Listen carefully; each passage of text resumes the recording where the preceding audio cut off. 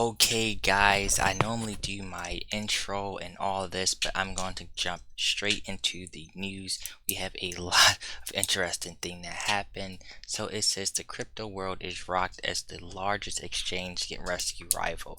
So Binance, the world's largest crypto exchange, has said to reach a deal to buy out FTX.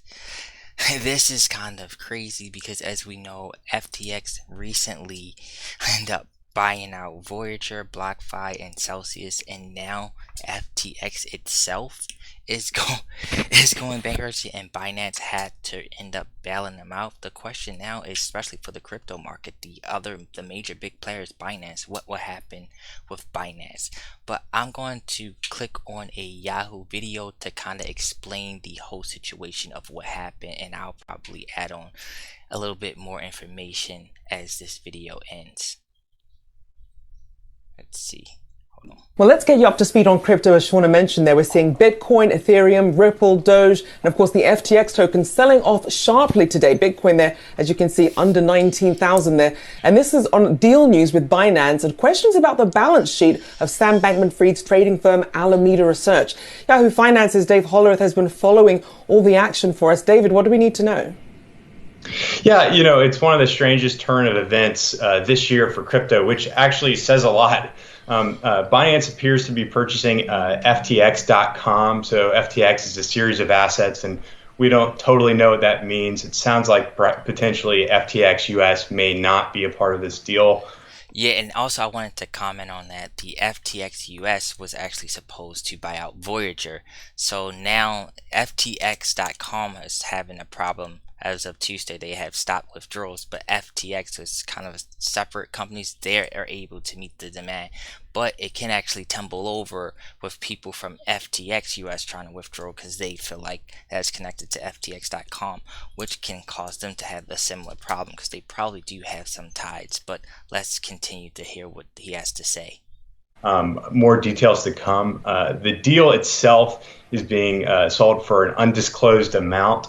And potentially part of why this emergency deal came and why we don't have more details to share at this point has to do with sort of the nature of how this happened. Now, earlier today, FTX paused withdrawals for customer withdrawals.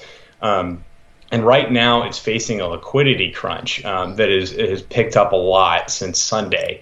And that's what we have so far as what's happened now. Later we'll see a little bit more of a due diligence process, perhaps from Binance's side.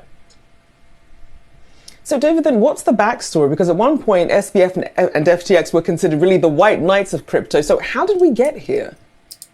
Yeah. As I said, it's a strange turn of events. So we saw this major liquidity crunch in recent days from FTX. And that's best seen in the FTX exchange token FTT tumbling in recent days. Now, FTT has plummeted roughly 84% in the last 24 hours. And that's caused it to lose approximately $2.5 billion in a market cap value. So this is a small cryptocurrency token. I mean, it's much smaller than the rest of the market, but it has huge implications for the liquidity of the exchange. The token status on Sunday was sort of it started to tumble a lot more rapidly following comments from Binance's CZ that the company Binance was planning to sell its holdings of FTX's token, which it had gotten from an earlier fundraising deal in years past. And we don't know exactly what CZ meant when he said, this was due to recent revelations. But the CEO did point to an earlier report that indicated that FTX's sister firm, Alameda Research, was holding a large portion of FTX's FTT token and therefore sort of maintaining its value at that point. Yeah, so as we seen, the FTT token plunged over 75%. It looks to me that Alameda pretty much has the majority of the FTT token, and a lot of times I think they were using that. Hold on, actually, let me stop. They were using the FTT token as collateral, and so that they can use other customers' cryptos to end up selling stuff off.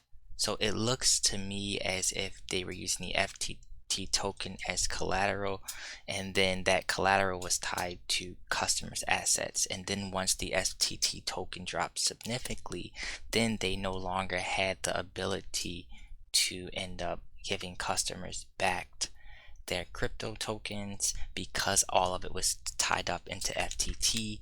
And as we know, Alameda, as it know, owns the majority of it. So pretty much they couldn't necessarily liquidate that because the whole thing would collapse. It's also good to mention we have to keep an eye on what will particularly happen if Binance don't go through this deal, or like I said, something happens to Binance.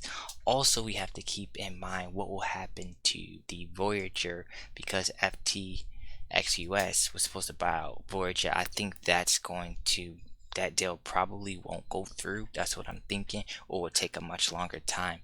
Also, if we look at Sam Bankman, he's no longer a billionaire. He lost, I think, 94% of his net worth.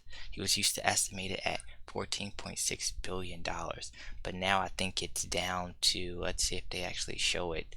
Yeah, it looks like he lost $991.5 million in a single day. That is wow. Now, I'll definitely kind of keep you guys abreast. Okay, yeah, just to give you guys, as the crypto world was rocked on Tuesday as the largest exchange for digital currency, seemingly on the verge of collapse, as we always are mentioned before. I'm just kind of like giving you guys a recap, and I'll keep you guys updated. But it really boiled down to the FTT token collapsing, and Binance really kind of set the major sell-off because they no longer wanted to have the FTT token, and if they don't want it, then of course everyone else, and it caused a major sell-off. But I'll keep you guys updated. If you have any questions or concerns, drop in the comment and I'll try my best to answer it. Out.